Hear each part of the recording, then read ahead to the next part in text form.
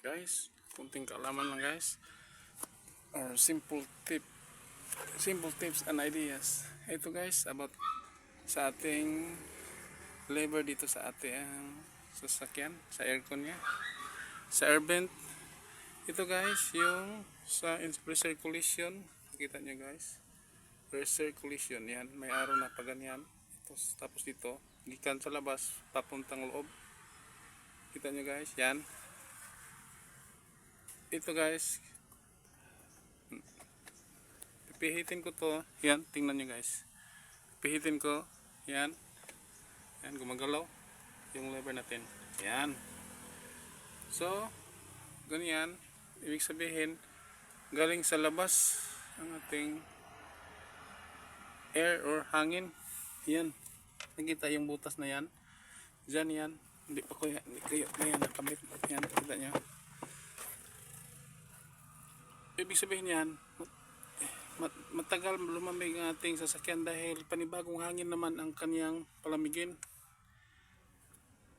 Ito guys, dito nyo ilagay pag nag-aircon kayo. Kung hindi kayo nag-aircon, dito nyo ilagay. Pero pag nag-aircon kayo, dito kayo sa recirculation mode. Yan. Ganyan. Okay? Oh, yan. Pinihit ko. Halimbawa, kung hindi kayo nag-aircon, doon kayo kukuha ng hangin doon sa butas na yon. Dahil naka-close ng air vent natin dito. Pag nag-aircon kayo, dapat naka-recirculation mode dito. Yan. Naka-open dito siya sa loob, kukuha ng hangin, yung malamig na hangin papunta doon para madali niyang mapalamig ang sasakyan natin. Okay guys, kunting kalaman lang. Ito ang isa. Ito guys, nakikita nyo ang araw papunta sa ating mukha. Ito sa mukha at saka paa. Dito sa paa lang. Ito sa paa at saka yung mainit. Okay? Dito tayo guys. Siyempre nag-aircon tayo guys. Dito tayo sa pupuntang noo para malamig dahil lang sa paa natin. Hindi yan masyad mahati ang kanyang lamig. Yan ito, paa at saka noo. Dito, paa lang talaga ang lalamig natin. Dito, paa at saka noo. Yung mukha. Siyempre mahati yan. Kaya dito natin ilagay sa kanyang ito, sa ating mukha. Yan guys. Pipihitin ko. Papuntang tingnan niyo kung ano ang iikot sa kanya. Yan. Iikot yan. Yan. Doon sa loob guys, magsisarado yung vent katulad nito.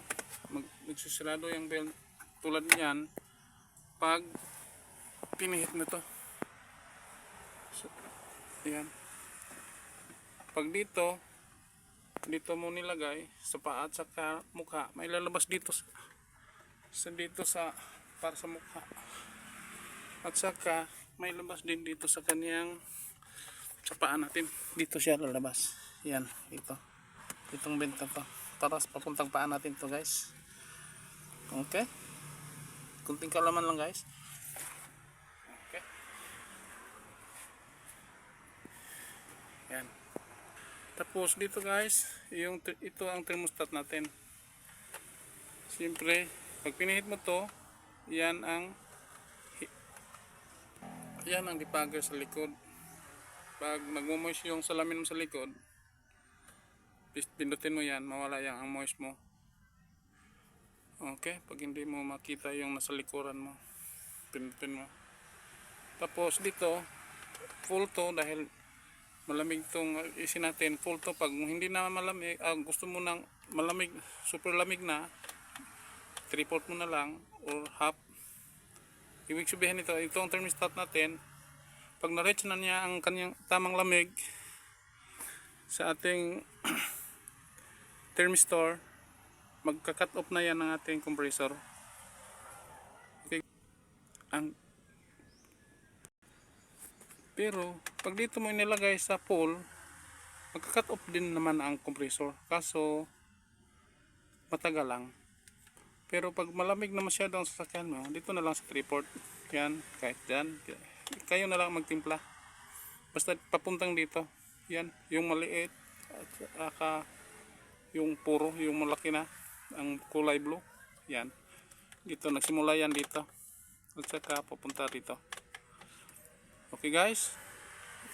Ito dahil Grandia ito, van ito, may rear. Yan. Yan ang fan natin doon sa likod. Sa likuran, hindi pa natin nakabit. Ang ceiling niya, niligtis pa natin. Yan. Okay. Okay guys. Kunting kaalaman lang to. Pag halimbawa, dahil dito wala itong shut off valve ang ating AC na to. Di katulad ng mga Ford na may shut off valve.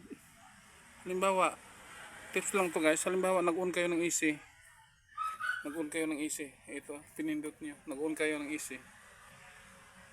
Pipindutin nyo lang tong always on yan ang sa likod. Dahil wala yang shut off valve.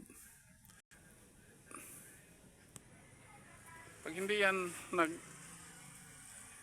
ito sa likod, itong tubo na to, mag-a-ice to. Dahil may freon dito. Mag-a-ice to, magmo-moist. Yan. Yan ang dahilan kaya